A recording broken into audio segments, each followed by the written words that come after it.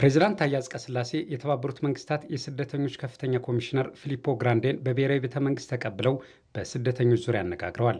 የተባበሩት መንግስታት የስደተኞች ከፍተኛ ኮሚሽነር ፊሊፖ ግራንዴን ከውይይቱ በኋላ ዓለም አቀፍ ድጋፍ በተቀዛቀዘበት በዚህ ወቅት ኢትዮጵያ ስደተኞችን ማስተናገዷ የሚደነቅ መሆኑን ገልጸው የምናደርገውን ድጋፍ አጠናክረን እንቀጥላለን ብለዋል። ድጋፋችንን አጠናክረን እንቀጥላለን።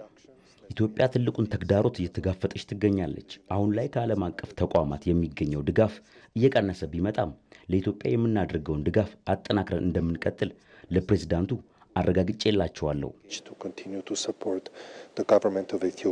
ኢትዮጵያ ከተለያዩ አፍሪካ ሀገራት የመጡ በርካታ ስደተኞችን ተቀብላ በማስተናገድ ላይ እንደምትገኝ የገለጹት ኮሚሽነሩ ይህንን መልካም ተግባር ዓለም አቀፉ ማህበረሰብ እንዲደግፍ በትኩረት እንሰራለን ብለዋል።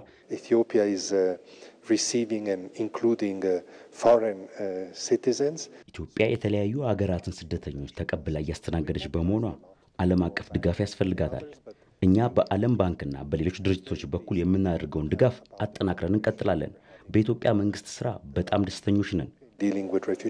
ውይይቱን የተከታተሉት የስደተኞችና ተመላሾች አገልግሎት ዋና ዳይሬክተር ጠይባ ሀሰን እንደገለጹት ፕሬዚዳንት ታዬ አጽቀሥላሴና በተባበሩት መንግስታት የስደተኞች ከፍተኛ ኮሚሽነር ፊሊፖ ግራንዴን መካከል የተደረገው ውይይት ውጤታማ ነው።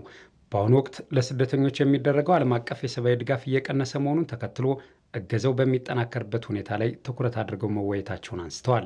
ፕሬዚዳንት ታዬ አጽቀሥላሴ በቀጣናው ካለው የሰላም ጉዳይ ጋር ተያይዞ ኢትዮጵያ አሁንም ስደተኞችን እየተቀበለች መሆኗን ማንሳታቸውን ጠቅሰው ድጋፍ እንደሚያስፈልግ ለኮሚሽነሩ መግለጻቸውን አስታውቋል። ከዓለምም ከአፍሪካም ትልቁን ቁጥር እያስተናገደች ትገኛለች ስደተኞችን።